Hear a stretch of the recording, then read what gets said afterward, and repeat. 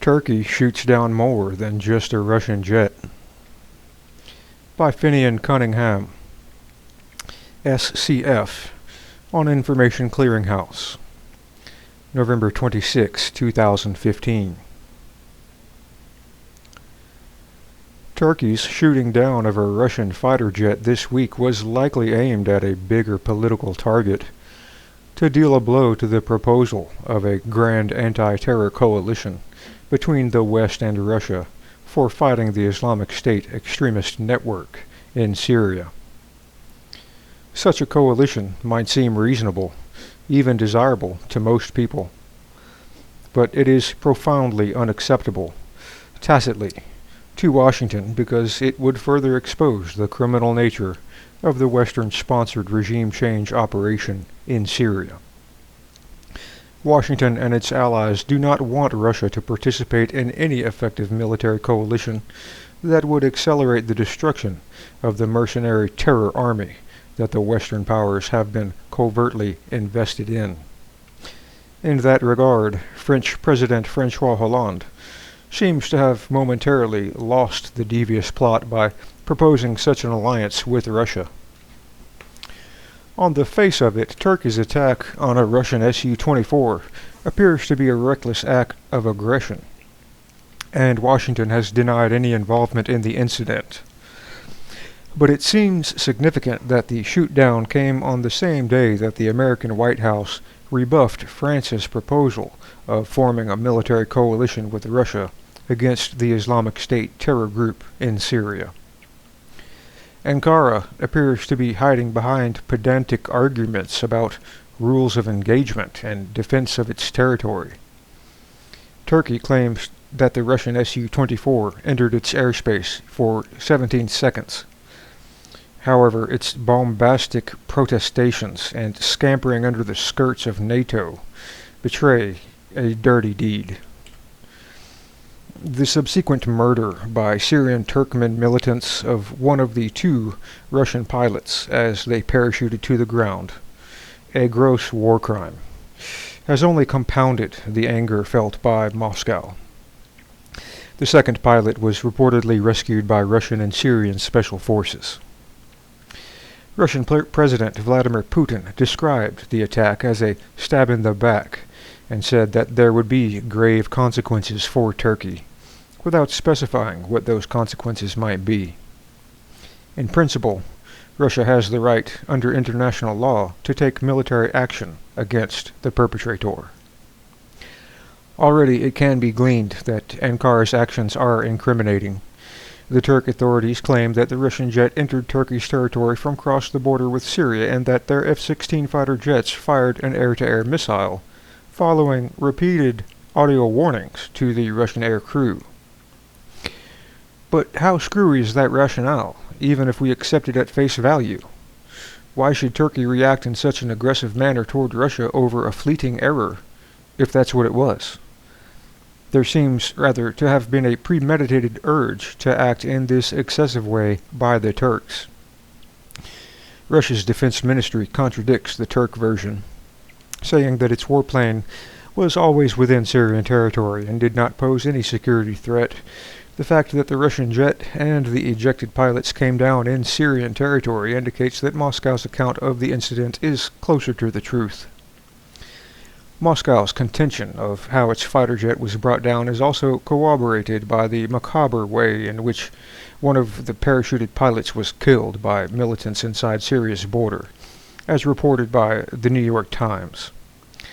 Moscow said that the fighter jet was targeting Islamic State militants in the mountains of northern Latakia in northwest Syria. Turkey, the United States, and other Western governments have been claiming that Russian air operations are mostly focused on striking moderate rebels. If that latter claim were true, then why was one of the two Russian pilots summarily executed by the militants on the ground? If those militants were moderate rebels, why were the militants seen in video footage, which they released, gloating over the bloodied corpse? Ankara, Washington, and their NATO allies can't have it both ways. If Russia is targeting moderate rebels, assuming that such a category exists, Then why was the Russian pilot butchered in such a barbaric manner akin to the Islamic State or one of its related extremist brigades? In any case, let's not get waylaid by engaging in semantical shell games. Turkey, as with its other NATO partners and the Gulf Arab states, has been fully sponsoring terrorist proxies in Syria under different names. The so-called Free Syrian Army, FSA, and its notional moderates are just a convenient propaganda device that has allowed the U.S. and its allies to sponsor terrorist mercenaries in a criminal covert war for regime change in Syria. President Putin and his angry condemnation of Turkey's shooting down of the Russian Su-24 avoided diplomatic niceties and bluntly labeled Ankara as a terrorist accomplice. The Russian leader also accused Turkey of aiding terrorists in Syria by conducting oil trade with Islamic State militants who have commandeered Syria's oil fields over the last 2 years. At the G20 summit earlier this month, held in Turkey's Antalya, President Putin presented a dossier on financial links to jihadist terrorist groups. He said those links showed that certain G20 members were implicated in the financing of terrorism. That was taken to indicate Turkey and Saudi Arabia, among others. At the G20 summit, the Turkish President Recep Tayyip Erdogan chimed in with other world leaders in denouncing IS, also known as ISIS or Daesh, in light of the massacre in the French capital Paris, where some 130 people were killed in gun and bomb attacks on November 13. The rank hypocrisy of Turkey, Saudi Arabia, and other G20 members in condemning terrorism did not escape Russia. The loss of 224 lives, mostly Russian tourists, on board an airliner that was blown out of the skies above the Sinai Desert on October 31 from a terrorist bomb, has only served to harden Moscow's resolve to eradicate the terrorists in Syria and to expose the state sponsors behind these groups.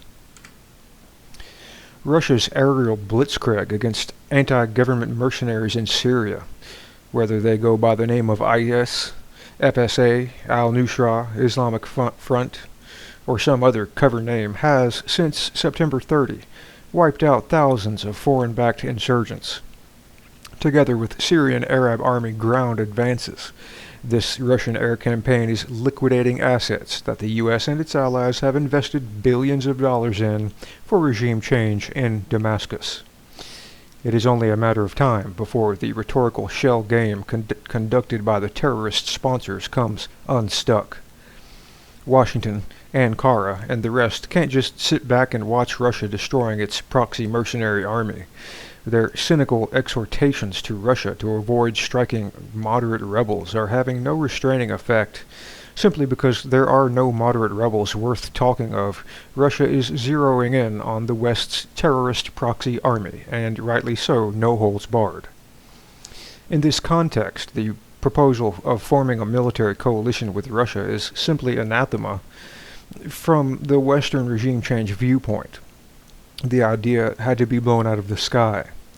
The shoot-down of the Russian jet by Turkey seems a symbolic repudiation of the proposed military alliance with Moscow. The Russian noose on the terror networks, and more importantly, their state financiers, is tightening. The tension is becoming unbearable, and Ankara obviously kicked out with the shooting down of the Russian fighter jet this week. Washington reportedly denied any involvement in the incident, even though it has a plentiful military presence at the Incirlik NATO base in southwest Turkey, including F-15 air combat planes and sophisticated radar and communication systems.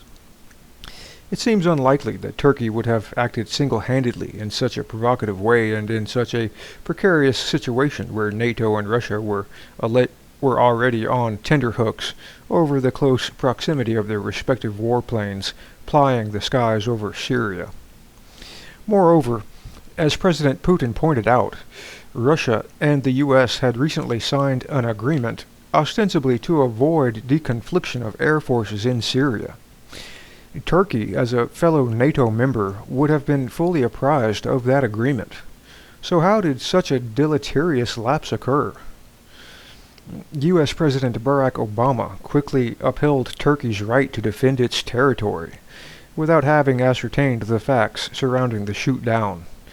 It is significant that following the incident, Turkey immediately called for an emergency NATO summit to confer with the 27 other members of the U.S.-led military alliance.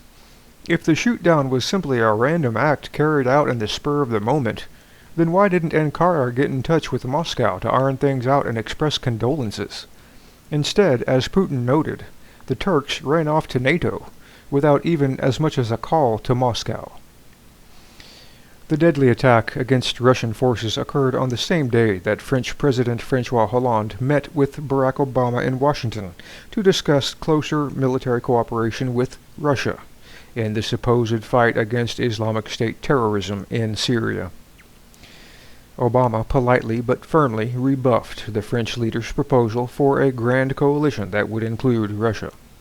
Hollande was waved off with an earful of platitudes, and Turkey's shooting down of the Russian fighter jet only hours before Hollande was received at the White House appears to have been timed in order to emphatically put paid to any idea of working more closely with Moscow to combat terrorism in Syria. As noted above, that rejection of Russia's formidable anti-terror firepower is based on deep, covert, and necessarily unspoken strategic reasons, owing to the real, imperative U.S.-led objective in Syria, namely regime change and the deployment of terrorist networks for achieving that criminal objective.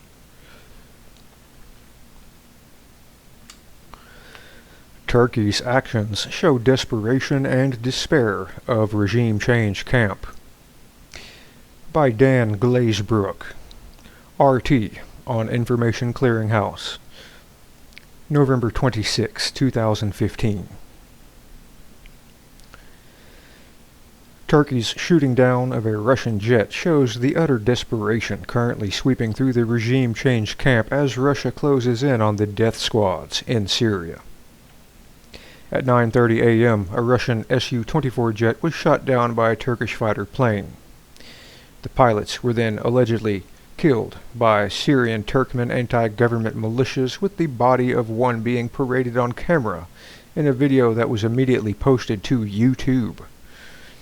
Turkey claimed the jet had encroached on Turkish airspace, but Russia maintains the plane was shot down inside Syrian territory, 4 kilometers from the Turkish border, rather than calling Russia to defuse any tensions arising from the attack. Turkey then immediately called an emergency NATO meeting to ramp it up. Quote, "As if we shot down their plane," Putin commented, "and not they ours." To make sense of this apparently senseless provocation, it is necessary to cut through the multiple layers of obfuscation which surrounded Western narratives around Syria and Islamic State militants. The reality is that the forces essentially lined up today just as they did at the outbreak of this crisis in 2011. The West, Turkey, and the Gulf monarchies sponsor an array of death squads bent on bringing down the Syrian government, while Russia, Iran, Iraq, Syria, obviously, and Hezbollah resist this project. The rise of ISIS has not fundamentally changed this underlying dynamic. Indeed, the next to useless impact of the West's year-long phony war against ISIS, alongside its relentless funneling of weaponry to militias with an, at best, ambiguous relationship with Al-Qaeda and ISIS, has demonstrated that the Syrian state, or Assad, to use the West's puerile personalization, remains the ultimate target of the West's Syria policy. As Obama himself put it, the goal is not to eliminate ISIS, but rather to, quote, contain them. That is, keep them focused on weakening Syria and Iraq, and not U.S. allies like Jordan, Turkey, or the U.S.-favored Kurdish factions. In civil wars, there are only ever really two sides, and in the Syrian civil war, NATO remains on the same side as ISIS.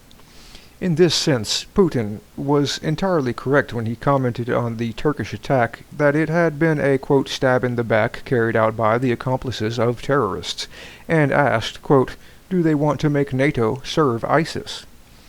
Or we could expand. It is that ISIS was created to serve NATO. Russia's direct entry into the Syrian conflict 2 months ago, however, has stirred the regime change camp.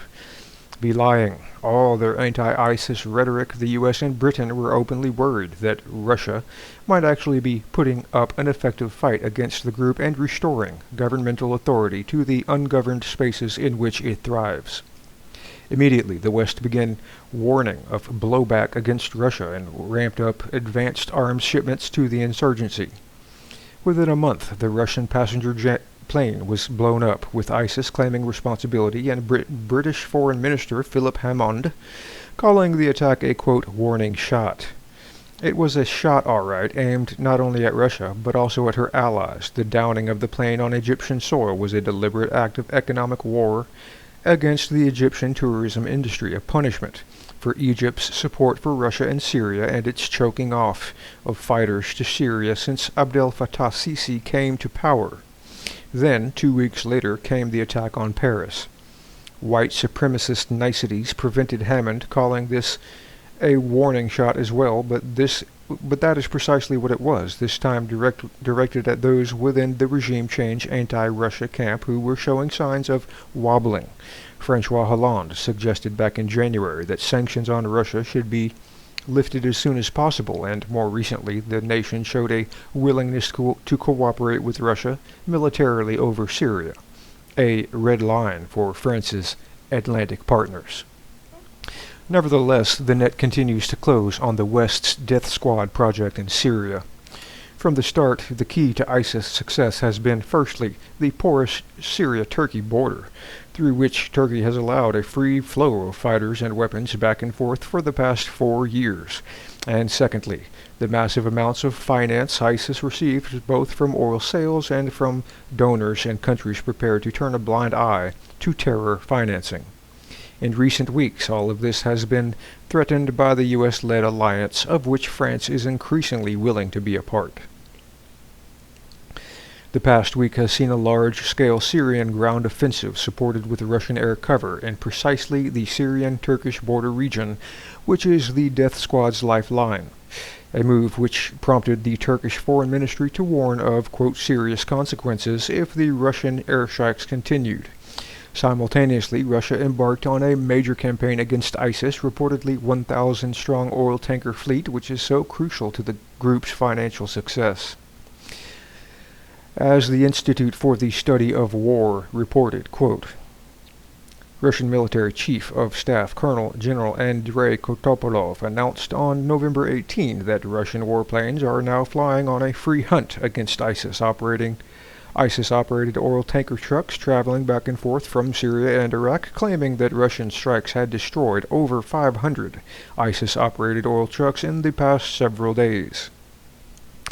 This massive dent in the group's oil transporting capacity even shamed the U.S. into belatedly and somewhat half-heartedly launching similar attacks on their own. The smashing of ISIS oil industry will not only be a blow to the entire Death Squad project, but will directly affect Turkey, while widely thought to be involved in the transportation of ISIS-produced oil, and even Erdogan's family itself, as it is the company run by his son Bilal that is believed to be running the illicit trade. Finally, France yesterday announced a crackdown on ISIS financiers and demanded that other countries do the same. French Finance Minister Michel Sapin implied that the report to the G20 on the issue last month was a whitewash and demanded that the International Financial Action Task Force be much more explicit in its report to the next G20 finance meeting in February about which countries are lax in terms of terror financing. The move is very likely to expose not only Turkey and Saudi Arabia, but also, given HSBC's links to Al-Qaeda, the City of London. Indeed, as the Politico website noted, Sapin specifically said, quote, that considering the reputation of the City of London, he would be vigilant on the UK's implementation of EU-agreed measures to clamp down on money laundering and exchange financial information on shady transactions or individuals. The reactions to his demands that implementation of tougher EU regulations be moved forward will also be instructive. In another move exposing the total lack of urgency given to the West's supported war on ISIS, they are currently not due to be implemented for another 2 years. And on top of all this, the UN Security Council finally passed a resolution authorizing all necessary measures to be used against ISIS, Al-Qaeda, and other terrorist groups in Syria, effectively granting UN approval to Russia's intervention. As Pepe Escobar has pointed out, French support for the resolution rendered it politically impossible for the US or UK to use their veto, although U.S. Ambassador Samantha Power, an extreme Russophobe and regime changer, registered her disapproval by failing to turn up for the vote and sending a junior official along instead. In other words, on all sides, the net is closing in on the West's death squad project in Syria. Turkey's actions today have merely demonstrated, again, the impotent rage of those who have thrown in their chips with a disastrous and bloody attempt to remake the Middle East. Syria is indeed becoming the Stalingrad of the regime changers, the rock on which the imperial folly of the West and its regional imitators may finally be broken.